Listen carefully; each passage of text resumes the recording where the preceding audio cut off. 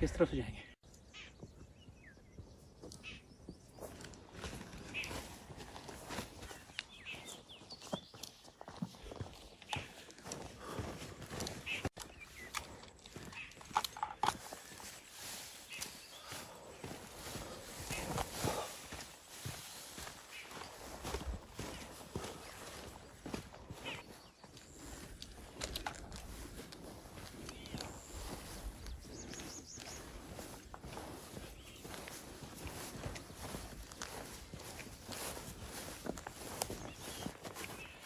Yes.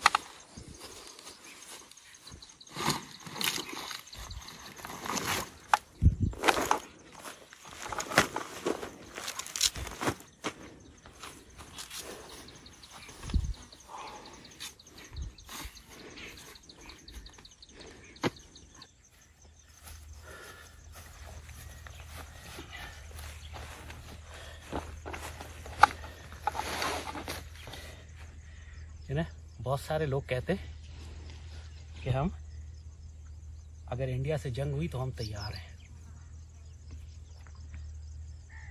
हकीकत यह है कि हमारी कौम को अंदाज़ा ही नहीं है कि तैयारी कहते किसको है। हमारी कौम बिल्कुल तैयार नहीं है, हमारे नौजवान तैयार नहीं है। इनको मालूम ही नहीं है कि अल्लाह ना करे अगर कोई ख़तरनाक सूरत हाल में जाना पड़ जाए तो उनको क्या इक्विपमेंट चाहिए, क्या ट्रेनिंग चाहिए और किस किस्म के माहौल में उनको गुजारा करना पड़ेगा। इकबाल जो कहते हैं ना कि मुझे जवानों की तन आसानी जो है वो खून के आंसू रुलाती है। तन आसानी का मतलब है हमारे नौजवान आजकल इतने सॉफ्ट हो गए। ये जो है जनरली ना, ये हमने अपना एक मैदान जंग का किट बनाया हुआ है, क्योंकि अल्लाह ना करे अगर सूरत हाल यहाँ पहुँच जाती है कि पाकिस्तान के शहरियों को पाकिस्तान आर्मी के साथ मिलकर पाकिस्तान का दिफा करना पड़ता है, तो हमारे पास क्या इक्विपमेंट होना चाहिए। बात यह है कि कम से कम ये इक्विपमेंट, इसका वज़न पूरे सामान का तकरीबन 15 किलो बन रहा है। अगर आप 15 किलो का ये बैकपैक और अपना वेपन उठा के 10 मील कम से कम नहीं चल सकते, तो इसका मतलब है कि आप फिट नहीं हैं, आप फिजिकली फिट हैं ही नहीं। आप मुसीबत बन जाएंगे अपने लिए भी और फौज के लिए भी जब कोई क्राइसिस का टाइम आएगा। हमारे लोगों का एक बेसिक सवाल होता है, अक्सर लोग ये सवाल करते हैं कि यार जब पाकिस्तान आर्मी है तो हमें लड़ने की क्या ज़रूरत है, हमें इत्मीनान से बैठना चाहिए, पाकिस्तान आर्मी इसको मैनेज कर लेगी। इसी हम लोग अपनी तारीख से सबक नहीं सीखते। 1971 में क्या हुआ था मशरक़ी पाकिस्तान में, जब मुक्ति बाहिनी ने पहले बगावत की थी। मुक्ति बाहिनी कौन लोग थे? वो तो शहर के अंदर के लोग थे।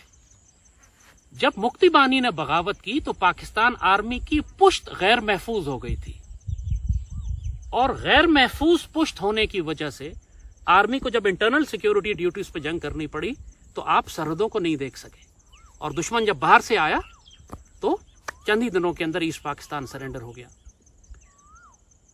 बात यह है कि फौजें हमेशा उस वक्त लड़ती हैं जब उनकी पुश्त महफूज हो। ये जो पिछले 18-20 साल से पाकिस्तान के अंदर जो जंग जारी है उससे तो हमें सबक सीख लेना चाहिए था। 1 लाख हम शहीद दे चुके हैं अभी तक ना, और अगर हम 1 लाख शहीद दे चुके हैं और अभी भी BLA और TTP और MQM के दहशतगर्द पाकिस्तान में मौजूद हैं, उस वक्त तो एक मुक्ति बाहिनी थी, आज कम से कम 1 दर्जन से ज्यादा मुक्ति बाहिनियां पाकिस्तान में। तो लोग कैसे ये एज्यूम करते हैं कि अगर इंडिया बाहर से हमला करेगा तो पाकिस्तान के अंदर ये दहशतगर्द पाक फौज की पुश्त पर हमला नहीं करेंगे? लाजमन करेंगे। और ईस्ट पाकिस्तान में हमने इसीलिए अल बदर और अल शम्स बनाई थी पाकिस्तान आर्मी ने। 2 उस वक्त रजाकार दस्ते थे, बंगालियों के थे, वो जो सिविलियंस थे, यूनिवर्सिटी कॉलेजेस के लड़के थे, जिनको तरबियत दी गई उस वक्त मैदान जंग में, बमुश्किल जो तरबियत दी जा सकती थी चंद हफ्तों में, उनको ट्रेन किया गया कि आप पाकिस्तान आर्मी के साथ मिलकर मुक्ति बाहिनी का मुकाबला करें, ताकि इंटरनल सिक्योरिटी अल बदर और अल शम्स को दे दी जाए और पाकिस्तान आर्मी बाहर के दुश्मन से मुकाबला कर सके। यही सूरत हाल आइंदा आने वाली जंगों में होगी। पूरी दुनिया की मिसालें हमारे सामने है ना, आप चाहे अमेरिकन राइट्स ले लें या सीरिया की सिविल वॉर ले लें। अब जंगें शहरों में होंगी, यहाँ अर्बन टेररिस्ट भी हैं, अर्बन दहशतगर्द भी हैं।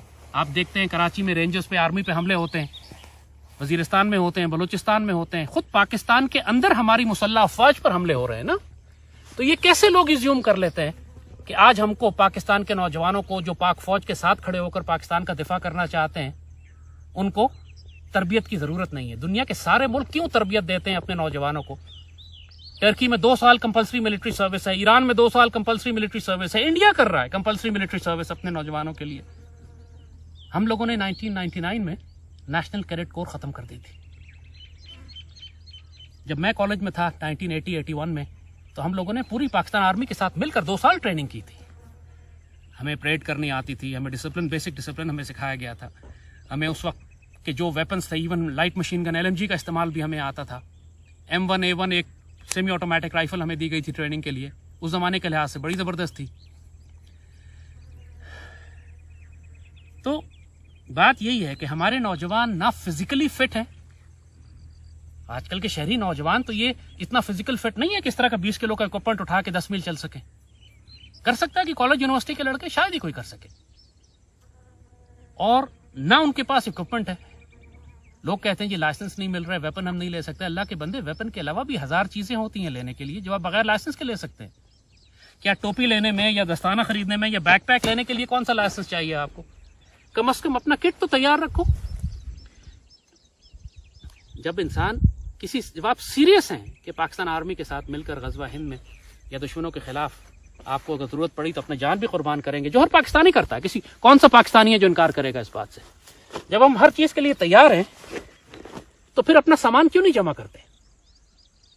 अपने आप को जब आप कैंपिंग और हाइकिंग और माउंटेनियरिंग के लिए भी जाते हैं तो आप अपना इक्विपमेंट जमा करके रखते हैं। करते हैं या नहीं करते? तो फिर जब आपको तैयार, हथियार आपको आर्मी दे देगी, ट्रेनिंग आर्मी जंग की फायर करने की करा देगी, लेकिन आपके पास आपका बेसिक इक्विपमेंट जो आपको जरूरत है वो तो हो ना। तो आज हम थोड़ा सा वो इक्विपमेंट मैं दिखाता हूँ कि लेट्स सी। कैप सिंपल, आप क्योंकि आपको टोपी तो हर इंसान को चाहिए, मुख्तलिफ तरह की टोपियां, चाहे वो पी कैप हो, चाहे वो जंगल कैप हो। अपने माहौल के लिहाज से, आप रेगिस्तान में हैं, आप जंगल में हैं, आप शहरी इलाके में हैं, आपको अपना इक्विपमेंट पूरा करना है। ये ग्लव्स, टैक्टिकल ग्लव्स, ये लाइफ सेवर हैं, आपके हाथों को बचाते हैं। अगर आपके हाथ जख्मी हो जाएं तो कोई काम आप फिर नहीं कर सकते। तो अपने साथ ये टैक्टिकल ग्लव्स ये आम मिलते हैं, इनको इंसान लेके रखे। और ये लोड बेयरिंग वेस्ट, और मजे की बात आपको बताएं कि ये लोड बेयरिंग वेस्ट जो है मैंने सियालकोट से लिए। ये पाकिस्तान की बनी हुई है, पाकिस्तान की कंपनीज बना रही हैं। और जो सियालकोट के लोग जरा तलाश करें कि कौन सी कंपनीज है जो सियालकोट में बना रही है और उसमें क्या क्या रखा हुआ है, क्या क्या चीज़ों की गुंजाइश होती है। ऑफकोर्स इसमें मैंने अपने पूरा वेपन किट भी है, आम आदमियों के लिए जरूरी नहीं है, लेकिन हर एक के पास ये होनी चाहिए। क्योंकि वैसे भी अगर आप माउंटेनियरिंग पे जा रहे हैं, आउटिंग पे जा रहे हैं, तो ये एक इंतहाई काम का इक्विपमेंट है। यानी इसमें चूंकि मैंने पूरा वेपन किट रखा हुआ है तो जाहिर है ये 2 मेरे एक्स्ट्रा मैगजीन्स हैं इसके अंदर। और ये 2 चीजें जो हैं, ये इमरजेंसी लाइट है। रात के वक्त आप इसको अगर तोड़ के किसी जगह डाल दें तो ये 12 घंटे तक उस पूरे इलाके को रोशन करके रखती है। ये इस तरह ग्लो लाइट कहलाती है। और ये बहुत काम की एक चीज है, अगेन आदमी तलाश करे तो मिल जाता है। ये स्ट्रॉ है लेकिन फिल्टर्ड स्ट्रॉ है। आपने देखा कि अभी हम जब अपनी मार्च कर रहे थे तो रास्ते में गंदे पानी का जौहड़ मिला था, हमें गंदा पानी था, उसको पी तो नहीं सकते आप। तो ये स्ट्रॉ जो है लाइफ सेवर है कि आप इसको यहां से खोलिए, ऊपर से खोलिए, इसको पानी में डालें और आप डायरेक्टली इससे पानी पी सकते हैं। और जो पानी इसमें से गुजरेगा फिल्टर होकर आपके मुंह में आएगा। गदला पानी भी जिसमें मट्टी मिली हुई है आपके मुंह में साफ पानी पहुंचेगा। ये लाइफ सेविंग इक्विपमेंट है। ये तो आप वैसे भी माउंटेनियरिंग पे पहाड़ों पे घर से बाहर निकले जिस तरह गंदा पानी मिलता है आपको उसमें, तो ये इक्विपमेंट मैंने इसके अंदर अपने साथ रखा हुआ है। इसके अंदर ऑफ कोर्स मेरा होल्स्टर है, तो ये मेरा पिस्टल है इसके साथ।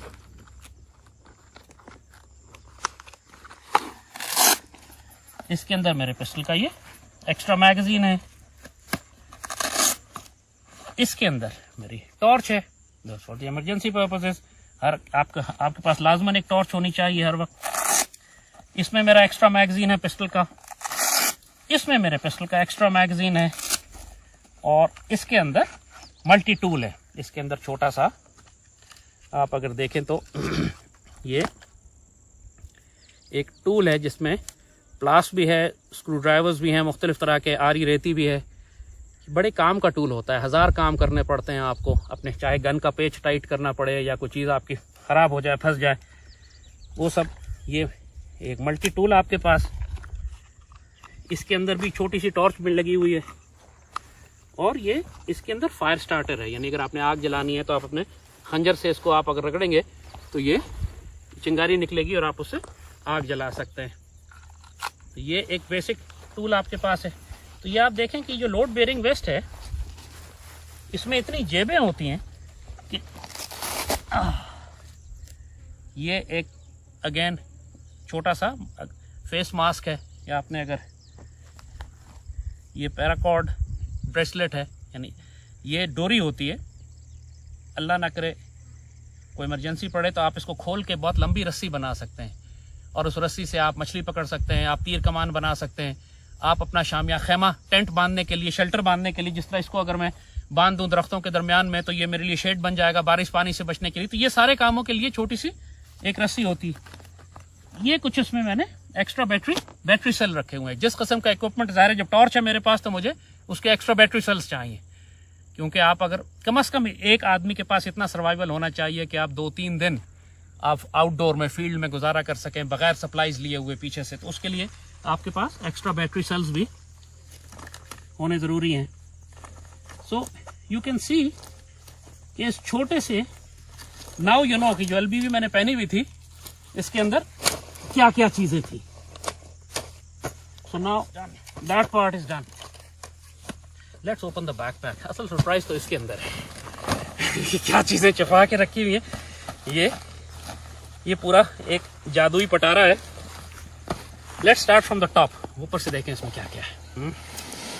यू कैन सी ये जो बैकपैक है, पहले तो बैकपैक को देखें। इसी सबसे इंपॉर्टेंट एलिमेंट जो आपके किट का होता है वो बैकपैक ही होता है। ये जो मिलिट्री स्टाइल के बैकपैक हैं, ये न सिर्फ ये कि आम बैकपैक से बहुत ज़्यादा मजबूत होते हैं, बल्कि इनके अंदर पॉकेट्स भी बहुत ज़्यादा होती हैं। और ये जो स्ट्रक्चर आप देख रहे हैं, ये जो आप देख रहे हैं इसके अंदर ये वेबिंग हुई हुई है, इसको मॉली डिज़ाइन कहते हैं। यानी नाम इसका रखा हुआ है लोड बेयरिंग समथिंग, अंग्रेजी का कोई मुश्किल सी इसमें है कि लोड उठाने के लिए इसके अंदर आप एडजस्टेबल है। इसके अंदर से मुख्तलिफ चीज़ें गुजार के, जैसे आप देखें कि इसी मॉली पैकिंग के अंदर मैंने ये मेडिकल पैक लगाया हुआ है, इसी मॉली पैकिंग में यहाँ पर मैंने मेडिकल पैक लगाया हुआ है। तो ये इसको मैं निकाल के वहाँ शिफ्ट कर सकता हूँ, उसको मैं उस तरफ शिफ्ट कर सकता हूँ। ये एडजस्टेबल होता है। ये फ़ायदा होता है मॉली पैकिंग का कि आप इसके अंदर से चीज़ें निकाल के जो चीज़ें फिट करते जाए। यहाँ मैंने so this is a very heavy duty military specification backpack. और आम जो आपके छोटे स्टूडेंट्स के या स्कूल के बच्चों के बैकपैक्स होते हैं वो रफ हैंडलिंग बर्दाश्त नहीं करते। सो इससे पहले कि हम आगे जाएं, अगेन थोड़ा सा हम यूनिफॉर्म पे आते हैं। देखिए, हर काम के लिए एक यूनिफॉर्म होता है। आप जब मस्जिद जाते हैं तो ईद की नमाज पे आप नहाते धोते शलवार कमीज पहनते हैं, जाते हैं। आप रात को सोने के लिए अलग लिबास पहनते हैं, स्विमिंग के लिए अलग लिबास होता है आपके पास। इसी तरह जब आप जंग की बात करते हैं तो उसके लिए यूनिफॉर्म भी डिफरेंट होता है। ऐसा यूनिफॉर्म कि जो कांटों में, झाड़ियों में, रेगिस्तानों में, दरख्तों में, जंगलों में, कीचड़ में, हर जगह आपके जिस्म को भी बचाए, आप भी सर्वाइव करें उसके अंदर, और कैमोफ्लाज भी हो। मैंने अक्सर पाकिस्तानी मीडिया को मैंने देखा है कि वजीरिस्तान जाते हैं, ट्राइबल एरियाज जाते हैं, सारी आर्मी ने कैमोफ्लाज पहना होता है, वो ऑरेंज कलर की शर्ट पहन के बीच में उल्लू का पट्टा घूम रहा है, पूरी फौज को भी मरवाएगा। दूर से नजर आएगा कि यहाँ पे सफेद शलवार कमीज और हवाई चप्पल में आप पहाड़ों पे नहीं जाते हैं। लेकिन हमारे यहाँ लोगों को इसकी सेंस नहीं है कि हर चीज का एक अलग किट होता है। So the dress that I am wearing, यानी इवन ये ट्राउजर्स भी टैक्टिकल ट्राउजर कहलाती है। यानी ये एक तो बनी मोटे मजबूत कपड़े से, it is made from strong material. फिर इसके आप 6 पॉकेट्स हैं, यहाँ पे एक पॉकेट है, यहाँ एक पॉकेट है, इसके आगे और पीछे पॉकेट्स हैं। और जो इसके एडवांस वर्जन्स हैं उनके अंदर बाकायदा नी पैड्स की जगह बनी हुई होती है, इसके बाद नीचे से बंद कर लिए जाते हैं, वाटरप्रूफ होते हैं, स्ट्रेचेबल मटेरियल होता है। नहीं, उसमें कोई लिमिट नहीं है, आप इंप्रूव करते चले जाएं ट्राउजर को। Trouser is an extremely important element of your clothing, सिर्फ इसलिए नहीं कि आपकी सतर को बचाती है बल्कि आपकी जान को भी बचाती है। It's a life saving equipment actually. इसकी जेबों में चीजें आप रखते हैं, क्योंकि गन बेल्ट और होल्स्टर आप इसके ऊपर बांधते हैं, मुख्तलिफ इक्विपमेंट आप अपने साथ, पिस्टल, नाइफ, डैगर इसके अंदर आप इसके ऊपर। फिर ये शर्ट जिस तरह आप देख रहे हैं, अगेन एक टैक्टिकल शर्ट है, पैचेस यूनिट्स के या आपके पाकिस्तान का झंडा, ये सब कैमोफ्लाज आपको करता है। जिस माहौल में आप हैं उसमें आप कैमोफ्लाज होते हैं। इसी तरह ये जूते ऑर्डिनरी पीटी शू नहीं चलेंगे, यू हैव टू हैव जो आर्मी कम अज कम जो अब क्योंकि मार्केट में आम मिल रहे हैं, जिस तरह पाकिस्तान आर्मी भी यूज कर रही है, चाइनीज अमेरिकन आर्मी भी यूज करती है, वो जूते। तो ये जूते भी जो है दीज आर टफ शूज के जो हर किस्म के एनवायरनमेंट में काम करेंगे। So starting from your shoes, सबसे इंपॉर्टेंट एलिमेंट आपकी क्लोथिंग का जो है एक्चुअली जूता होता है। अगर जूता अनकंफर्टेबल है तो आप लंबी मार्च कर ही नहीं सकते। मुझे याद है जब मैं अफगानिस्तान में था एक मरतबा, तो मुझे 6 दिन की मार्च करके नॉर्दर्न अफगानिस्तान जाना था। तो मैंने ब्रांड न्यू जूता खरीदा जो बड़ा सख्त था, और मैंने उसको ब्रेक नहीं किया था, पहन के मैंने पाँव को एडजस्ट नहीं किया था उसके ऊपर। नतीजा ये हुआ कि जब मैंने मार्चिंग शुरू की तो पहले ही दिन मेरे पाँव में इतने मोटे मोटे छाले पड़ गए, और अगले 5 दिन मेरे लिए अजाब था किस तरीके से मैंने वो मार्च किया है। So that was my lesson which you learn out of your stupidity कि यार फॉर गॉड सेक जूता कंफर्टेबल खरीदा करो, और जब तक जूता कंफर्टेबल नहीं होगा तुम्हारी सारी मार्चिंग रह जाएगी। So again as you said के आपको पूरा यूनिफॉर्म, पूरा kit, LBB load bearing vest आपको दिखाई, टोपी, ग्लव्स आपने देखे, और अब हम बैकपैक की तरफ आते हैं। बैकपैक ऊपर से मैंने आपको दिखाया था। तो इसमें है क्या, लेट्स ओपन द सरप्राइजेस। हाँ, सालगिरह पे खोलते हैं ना सरप्राइज, बच्चों के क्या क्या सरप्राइज आपके लिए।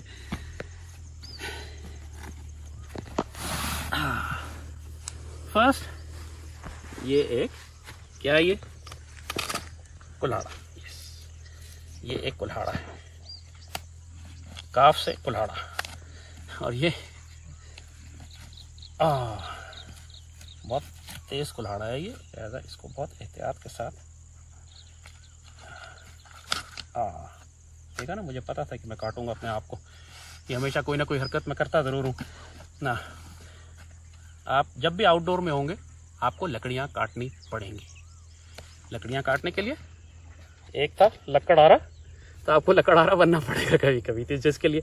और अगर आपने टेंट खोदना है, आपने टेंट की ज़मीन खोदनी है, आपने पत्थर तोड़ने हैं, तो इसके लिए एक पिकैक्स पीछे बनी हुई है, यानी गैंती बेल्च, और ये आपका कुल्हाड़ा है जिससे आप, बल्कि आप इवन शिकार करते हैं तो हड्डियाँ तोड़ने काटने के लिए भी जानवर के, तो सबसे बढ़कर लकड़ी काटने के लिए। सो दिस इज अगेन, और in case of real desperate situation when it comes to close quarter combat, hand to hand, it can also be used as a weapon. So आजकल चूँकि बहुत अच्छी ये इक्विपमेंट जो है वो मिल जाता है, ईजिली अवेलेबल है। So that's one. So let's keep putting, let's see कि इस बैग में से निकलता क्या क्या है।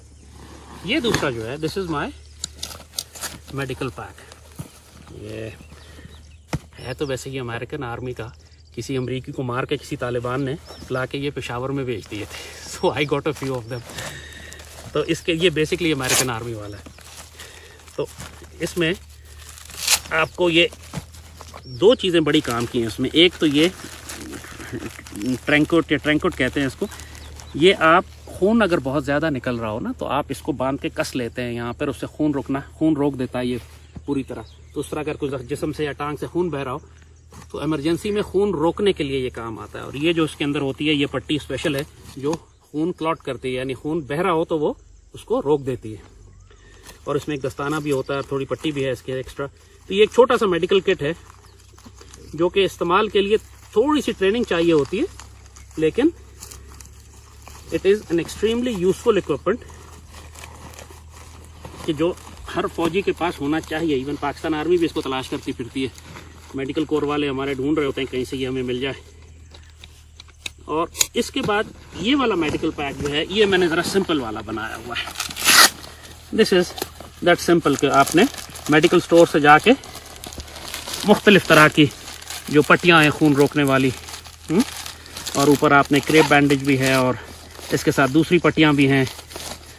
ये सिंपल बेसिकली जब आप ये थर्मल ब्लैंकेट्स हैं, यानी ये बहुत दिलचस्प चीज़ है, मैं ज़रा बताता हूँ क्या है ये कहने को ये सर्वाइवल बैग है बेसिकली। ये बहुत छोटे छोटे से बैग होते हैं, लेकिन आप बारिश में फंस जाएं, सर्दी में फंस जाएं तो इसको खोल के आप अपने गिर्द लपेट लें तो ये आपकी बॉडी हीट मेंटेन रखता है। इवन अगर आदमी ज़ख्मी हो जाए, जिसका खून बहुत ज़्यादा निकल गया, उसको आप लपेट दें इसमें तो उसका जिस्म को गर्म रखने के ये काम आता है। ये वो ख़ास तौर पे वो चीज़ें हैं क्योंकि जब आप मैदान जंग में होते हैं या फील्ड में होते हैं तो उस वक्त है हॉस्पिटल तो आपके पास अवेलेबल नहीं है, आपने सर्वाइवल के लिए चाहिए ना, आपके पास इतना इक्विपमेंट होना चाहिए कि आप बंदे का खून रोक दें और उसको कम से कम नियरेस्ट मेडिकल स्टेशन तक पहुंचा सके, और अगर आपने ये कर लिया तो आप उस बंदे की जान बचा लेंगे। तो ये आपके पास अब ये मेडिकल किट बनाना कितना मुश्किल है, what is it, I mean there is nothing in it, हर कोई भी कर सकता है। हाँ, अब असल पटारा खोलते हैं, let's see what we have.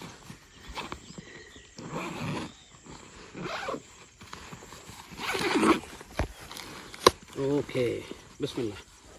Oh my बेनेट, ये तो एक अच्छा सा नाइफ आपके पास जो है, ये असल में क्लाशनकोफ के साथ बेनेट है। It's a very very good weapon, क्योंकि ये इसका फ़ायदा ये है इस पर्टिकुलर बैनेट का कि एक तरफ से तो ये चाकू भी है, आप जानवर ज़िबा करें, इस तरफ से आ रही है, आप लकड़ी को काट लें, और इन दोनों को आप आपस में मिला दें ना तो ये तारें काटने के काम भी आता है, वायर कटर बन जाता है ये। तो आपने कोई लोहे की तारें आ गई या बार्ड वायर्स आ गई तो उसको काटने के लिए, तो दिस इज़ रशियन टेक्नोलॉजी, कमाल है। यानी सिंपल चीज़ बनाते हैं और ऐसा उसके अंदर फंक्शंस होते हैं। दिस इज़ अगेन, ये छोटी सी मशेटी है, ये थोड़ा सा लंबा सा होता है। अगेन ये आ रही है एक तरह से, समझे कि जब आ रही, ये लकड़ी काटने के भी काम आती है, लकड़ियाँ आपने काटनी है, और ये झाड़ियाँ काटने के लिए, ख़ास तौर पे जिस तरह आपने देखा अभी हम जंगली इलाके से गुजरे थे, अगर आप किसी ऐसी जगह से गुजर रहे हैं कि जहाँ बहुत ज़्यादा जंगल है तो ये रास्ता बनाने के लिए, ज़रूरी नहीं कि हर आदमी के पास हो। अगर आप रेगिस्तान में हैं तो आपको इसकी ज़रूरत नहीं है। अगेन वही कहा कि जिस माहौल में आप हैं, कश्मीर के पहाड़ों में मसलन अगर आप हैं तो आपको शायद इसकी ज़रूरत पड़े, बिकॉज कश्मीर सारा जंगली इलाका है, पहाड़ है वहाँ पे। नाउ दिस, ये एक स्कार्फ है आमतौर पे, जिस तरह फ़लस्तीनियों का रुमाल होता है, इस तरह people carry this scarf always. इसका फ़ायदा बहुत होता है क्योंकि आप अगर रेत आए, डस्ट आए, मिट्टी आए तो आप इससे मुंह छुपा सकते हैं। कैमोफ्लाज के काम भी आता है इसको अपने ऊपर डालने, जिस किस्म के माहौल में है उस तरह का स्कार्फ। जनरली ये LBB के साथ ही इस्तेमाल होता है। This is again a face mask. ये अगर सख्त सर्दी में आप हैं, ठंडे इलाके में हैं, तो ये आप चेहरे पे पहन लीजिए, आपको चेहरे को बर्फ़ को, चेहरे को ठंडा नहीं लगता है। ये again depending on the environment, आप किस में काम करें। गर्म इलाकों में ज़रूरत नहीं है, बर्फ़ानी इलाकों में आपको ज़रूरत पड़ती है, सियाचिन वगैरह में आपने देखा। ये अगेन बहुत काम का है, आपके बाजुओं के नीचे के पैक्स, और ये आपके कोहनियों के पैक्स हैं, क्योंकि आप घुटनों के बल बैठते हैं, जैसे मैं भी बैठा हुआ हूँ, थोड़ी देर बैठा रहूँगा घुटने दुखेंगे, that's why you need this. ये अगेन आम मिलते हैं मार्केट में, कोई खुफिया चीज़ नहीं है। ये पूरा एक रेनकोट सेट है, पूरा रेनकोट है, इसमें ट्राउज़र और शर्ट है, ये हर तरह का होता है। रेनकोट खुला वाला भी होता है, पूरा पानी पल्ला जैसे फ़ौजी ज़बान में कहते हैं। ये आजकल ज़रा मॉडर्न आ गए हैं जिनमें ट्राउज़र और जैकेट शर्ट है, बना बनाया पैकेट मिलता है आम स्पोर्ट्स की दुकानों से, मगर लाइफ सेवर है, क्योंकि अगर आप फील्ड में ड्यूटी दे रहे हैं, खड़े हैं ओपन एयर में, बारिश आ जाती है तो फिर क्या करेंगे? रेनकोट आपको चाहिए। हमारे यहाँ पाकिस्तानी जो है बारिश हो रही हो तब भी छतरी लेके नहीं निकलते, तो रेनकोट तो बहुत दूर की बात है। पाकिस्तान में किसी को मैंने आज तक रेनकोट पहने ही नहीं देखा सिवाय फौजियों के। हमें माशाल्लाह गीला होना बहुत अच्छा लगता है। ये जो चीज़ है ये बेसिकली पानी की बोतल है, यानी आज मैंने नहीं लगाई थी लेकिन इसको नॉर्मली लगाया जाता। छागल है ये, इसको उर्दू में छागल कहते हैं। आप खोल के आप भर लेते हैं और ये आप एक्चुअली पीछे पहन लेते हैं बैकपैक की तरह। बैकपैक की तरह पहनी जाती है और इसकी जो टूटी है ये पीछे से आके आपके साथ लटकी रहती है और आप इससे यहाँ से आप पानी पीते रहते हैं। तो ये ठीक ठाक 2-3 लीटर पानी इसमें आ जाता है। एंड यू अगर आप एहतियात से इस्तेमाल करें तो 10-12-15 mile you can walk with this amount of water. मुश्किल टाइम में बहुत काम का आइटम। अगेन स्पोर्ट्स और हंटिंग की दुकानों पे आम मिलता है ये। So that we have. अब मेरी ये पॉकेट जो है इसमें मैंने एक्स्ट्रा पेयर ऑफ ग्लव्स रखे हुए हैं। दस्ताने मेरे अगेन यूजफुल आइटम है। और थोड़ा सा अब इस तरफ से आपको दिखाता हूँ, तो इधर से लें। देखिए इसमें क्या क्या है मेरे पास यहाँ, मैं निकाल के दिखाता हूँ। Again this is a multi tool. ये छोटा सा मल्टी टूल है, इमरजेंसी में काम आने के लिए। आपको दिखाया था पहले भी। ये इधर आ गया। फायर स्टार्टर भी है और मेरा ख्याल है कि इसके अंदर एक विसल भी है, सीटी भी है। कि आप अगर अपने जी एक सीटी भी है, अगर आप अपने साथियों को बुलाना चाहते हैं, गुम हो गए, साथियों से अलग हो गए, तो एक विसल होती है उसके लिए। इसमें फायर स्टार्टर है अगेन आग लगाने के लिए। अगर माचिस नहीं है आपके पास और आपने आग जलानी है तो आप इसके ज़रिए, और इसकी प्रैक्टिस करनी पड़ती है, हर कोई नहीं कर सकता। So when you have this equipment. लेकिन एहतियातन इसी काम के लिए मैंने एक लाइटर भी रखा हुआ है कि इसको आप जला के थोड़ी सी आग जला सकते हैं इफ़ यू नीड इट। और यहाँ पे मैंने अगेन इसमें 2-3 एक्स्ट्रा टॉर्चेस रखी हुई हैं। 2-3 हाथ की टॉर्चेस हैं और ये जो है हेड लैम्प है, यानी इसको आप अपने सर पे लगा लेते हैं। तो उसका फ़ायदा ये होता है कि आपके हाथ फारिग हो जाते हैं और आप अपना सारा काम कर सकते हैं। आप चाहे मार्च कर रहे हो रात के वक्त, चाहे आप अपने टेंट के अंदर हो, कमरे में हो, काम करना हो, आपके हाथ फारिग हैं। तो headlights are always very very useful आपके ये। अब चूँकि ये टॉर्चेज हैं लिहाजा इन टॉर्चेस के सेल भी होने चाहिए। वो जो पहले दिखाए थे मैंने आपको, के सेल भी साथ रखे हुए हैं। Let me keep putting them back, क्योंकि अगर ये या बल्कि इनको बाहर ही रखूँ मैं, क्या ख्याल है? Let's so everybody can see what they are. इस उम्र यार की ज़मील में से क्या क्या निकलता है लोग देखें तो सही ना। ऑलराइट, तो दिस इज डन। और अगेन ये भी छोटा सा एक टूल है। अगेन इसके अंदर एक चमचा है, कांटा है इसके अंदर, ये भी है। I can take out.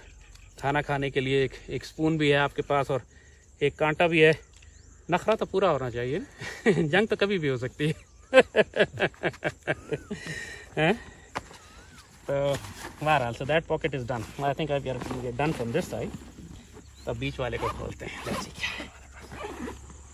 Oh okay, so what do we have here. अब मुझे खुद याद नहीं रहता कि मैंने इसमें क्या रखा हुआ था। मुझे एक लिस्ट अलग से चाहिए होती है बताने के लिए कि पहली पॉकेट में क्या है, दूसरे में क्या है। Water filter, again next water filter, क्योंकि एक वाटर फिल्टर तकरीबन ये कहते हैं 100 लीटर पानी या 150 लीटर पानी फ़िल्टर कर सकता है आराम से। अगर बहुत 150 लीटर का मतलब है कि 100 बोतलें पानी की, और पानी की 2 बोतलें आप रोज़ पीते हैं तो 30-40 दिन तक आपका एक पे गुजारा हो जाएगा, यू नो। ये वैसे तो रेनकोट है लेकिन ये बड़ा मल्टीपर्पज़ रेनकोट है, यानी इसको आप खोल दें तो ये शीट बन जाता है, इसको आप बांध दें तो छत बन जाता है, तारों के बीच में इसको लगा दें तो ये टेंट बन जाता है। एक सिंपल शीट है जिसको आप मुख्तलिफ तरह से इस्तेमाल कर सकते हैं। वाटरप्रूफ शीट है, लेकिन आप इसको पहने तो रेनकोट भी बन जाएगा। और जैसे कहा कि आजकल ये आमतौर पे फौजियों के पास यही होते हैं। दिस इज अ रोप, ये नायलॉन रोप, ये बड़ी काम आती है अगर पहाड़ से नीचे उतरना हो, आपको गाड़ी ख़राब हो जाए, गाड़ी खींचनी हो, आपने किसी का कट्टा भाग जाए तो पकड़ के बांधने, उससे आप मतलब बहुत सारे काम कर सकते हैं आप इससे। You need a rope with it. End of course this is again kind of a camouflage net. इसको आप मुंह पे पहन लें तो ये आपको कैमोफ्लेज करने के काम आता है। जंगल में झाड़ियों में छुपने के लिए आप हैं तो यू कैन यूज़ इट। ये इंटरेस्टिंग आइटम है, ये एक फोल्डेबल बेलचा है। इसको आप निकालें बाहर, इसको इसके अंदर मुख्तलिफ ये इसके टूल्स हैं। इसके अंदर वो बेलचा है, खोलें आप इसको लगा के बेलचा बन जाता है। तो ज़मीन खोदने के लिए आपका, ये मैं पूरा नहीं खोलूँगा क्योंकि बंद करना फिर लंबा काम है, लेकिन you know what it is, यानी पूरा एक सेट बना। अगेन ये भी आपको स्पोर्ट्स और हंटिंग की दुकानों पे आम मिलता है।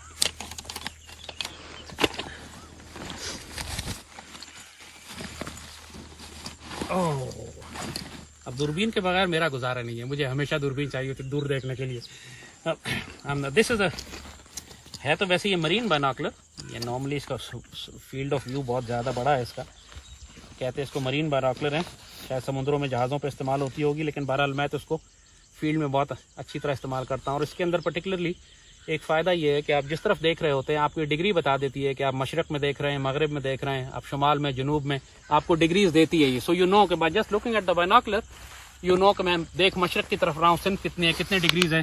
तो ये थोड़ा सा प्रोफेशनल लेवल की है और एक अच्छी दूरबीन हमेशा लाइफ सेवर होती है। आप चाहे इतनी कीमती दूरबीन ना लें, ये भी कोई इतनी कीमती नहीं है वैसे, फ्रैंकली ये 20-22 हज़ार रुपये की दूरबीन है, लेकिन अच्छी दूरबीनें भी 8-10 हज़ार में मिल जाती है छोटी वाली। दूरबीन लाजमन रखें, it's a great life saving tool specially in high risk environments. चलिए ये अब ये दूसरा पटारा भी खाली हुआ, let's open the third one. इसको मैं पीछे करता जाता हूँ। Okay, so here do we have one is a cutter blade. ये मैंने क्यों रखा, इसका भी उलमा ने फैसला नहीं किया अभी इख्तलाफ है इस पर लेकिन ये जो मेरा बाकी जो मेरी पॉकेट है that is all full of battery cells. Actually कहते हैं कि जब क्राइसिस होगा, जब बिजली चली जाएगी, जब लोगों को मुश्किल होगी, तो बैटरी सेल जो है वो करेंसी के तौर पे इस्तेमाल होंगे। यानी लोग कहेंगे 2 बैटरी सेल दो मुझे, मैं तुम्हें खाने को इतना कुछ देता हूँ, यू नो, एक्चुअली बिकॉज ये लाइफ सेवर है। और ये ज़्यादातर ये जो सेल्स हैं ये सारे चार्जेबल हैं। चार्जेबल का मतलब यही है कि इनके साथ छोटा सा चार्जर, सेल चार्जर लगा के सोलर के साथ या किसी और तरह आप इनको चार्ज भी कर सकते हैं। सो ये मुसलसल इस्तेमाल होते रहेंगे, ख़त्म नहीं होंगे। अब ये जो इसके अंदर का बैकपैक है, ये पुराना जब मैं अफ़गान जिहाद के वक्त था उस वक्त ये हमें मिला करते थे। ये बेसिकली फ्यूल है, आग जलाने के लिए। यानी छोटे छोटे पैकेट आते थे, इनको आप बोलते, इनके अंदर ये बिस्किट है वाइट कलर का, लेकिन ये बिस्किट बेसिकली आग पकड़ लेता है आसानी से। तो आप बहुत सारी लकड़ियाँ, अगर बेशक गीली लकड़ियाँ भी हों जिनको आग नहीं पकड़ रहे, तो उसके बीच में आप रख के इसको आग लगा दें, ठक से ये आग पकड़ता है और वो सारी लकड़ियाँ जो आग पकड़ ली। सो इट हेल्प्स खाना पकाने के लिए या आग जलाने के लिए, ख़ास तौर पर जब बारिश हो रही हो, जब चीज़ें गीली हों। तो लोग ये आम तौर पर क्या करते हैं कि थोड़ा सा इसके लिए पेट्रोल में या तेल में डूबी हुई रुई या थोड़ी सी घास रख लेते हैं साथ इसका, ताकि वो जल्दी से आग पकड़ ले, क्योंकि वरना बारिश में अगर आग लगानी हो खुले में तो मुश्किल हो जाती, चीज़ें गीली होती हैं। ये दोबारा ये एक और रस्सी है। अब मैंने 2 रस्सियाँ क्यों रखी, अगेन इस पर भी उलमा में इख्तलाफ है, लेकिन बहरहाल मैंने रख ली। तो that's it, that's my backpack. अब इस छोटे से बैकपैक के अंदर क्या क्या सामान है ना, you make a guess, you see. Of course इसमें मैंने एमुनिशन नहीं रखा हुआ। अगर एक्चुअल कॉम्बैट में आप जाएंगे तो आपके पास अपना जिस तरह राइफ वेपन है तो वेपन का एक्स्ट्रा एमुनिशन आप रखेंगे इसके अंदर, एंड दैट्स इट। इसमें अगर सिर्फ एमुनिशन ऐड कर लूँ तो I am good to go. यानी और थोड़ा सा खाने का सामान, ऑफ कोर्स इसमें खाना नहीं रखा है मैंने। यानी अगर मैं चने रख लूँ, थोड़े ड्राई डेट्स रख लूँ, खजूरें रख लूँ, तो इन चीज़ों के ऊपर आप ठीक ठाक, यानी थोड़े से इन चीज़ों के ऊपर आप 3, 4, 5 दिन, 6 दिन सर्वाइव कर सकते हैं। So what I mean to say is, you see, अब ये सारा सामान और उसके साथ एमुनिशन भी अगर आप ऐड कर लें तो मिल मिला के कोई 15 किलो के करीब बन जाता है। और this is something that you have to carry. अगर आप 15 किलो सामान उठा के अपना मार्च नहीं कर सकते, जो आपका बेसिक किट है, तो then you are not physically fit. आपको प्रैक्टिस यही करनी है। अगर आप सीरियस हैं कि पाकिस्तान आर्मी के साथ मिलकर क्राइसिस टाइम पे पाकिस्तान का दिफा करेंगे, तो अपने आप को फिजिकली तैयार करें। हर चीज़ लाइसेंस और गन नहीं होती, ये सारी चीज़ें भी हैं, ट्रेनिंग भी है, इनका इस्तेमाल भी है। मेडिकल फर्स्ट एड सीखें। हमारे कितने लोग हैं, मैं देखता हूँ अक्सर, आप हमेशा रोज हम देखते हैं कि सड़क पर एक्सीडेंट होता है, कोई आदमी जख्मी पड़ा होता है, 50 लोग गिर्द खड़े होते हैं, तमाशा देख रहे होते हैं। किसी को ये नहीं पता होता कि इसकी जान बचाने के लिए या खून रोकने के लिए क्या करूं। किसी की गाड़ी में कोई मेडिकल किट नहीं होता कि कोई शख्स उतर के उसके जख्मों पर पट्टी बांध दे या खून रोक दे उसका। हमारी कौम अस्तगफिरुल्लाह अज़ीम हर लिहाज से कोई हुनर नहीं जानती है लाइफ सेविंग या सर्वाइवल के मुताबिक। तो इस वजह से हम बच्चों को कहते हैं, बच्चों तुम लोग तैयार नहीं हो, अपने आप को तैयार करो। ये सामान इतना महंगा नहीं है, अगर आप सारे सामान की कीमत भी निकालें तो 15,000 के अंदर आ जाएगा। 1-1 लाख रुपए का यार मोबाइल फ़ोन ले सकते हो अगर तुम कोशिश भी करते। तो मैंने भी कोई सामान एक दिन में तो नहीं जमा किया, ये मुझे भी जमा करते 2-3 साल हो गए, आहिस्ता आहिस्ता जमा करती है, थोड़े थोड़े पैसे करते। अल्टीमेटली इधर से मंगवाई, उधर से मंगवाई, कोई अमेरिका से आ रहा है, कोई दुबई से आ रहा है, किसी से एक चीज़ मंगाई, किसी से 2 चीज़ करते कराते मुझे भी कोई 2-3 साल लगे हैं सामान जमा करते यार। तो इट टेक्स टाइम, लेकिन आप सीरियस हो तो कर लेते। आप 20 लाख की गाड़ी ना खरीदें, 15 लाख की खरीद लें, 5 लाख का कूपन ले लें, सर्वाइवल ले लें, खाना जमा कर लें। अगर सीरियस हो इंसान तो यू कैन डू इट।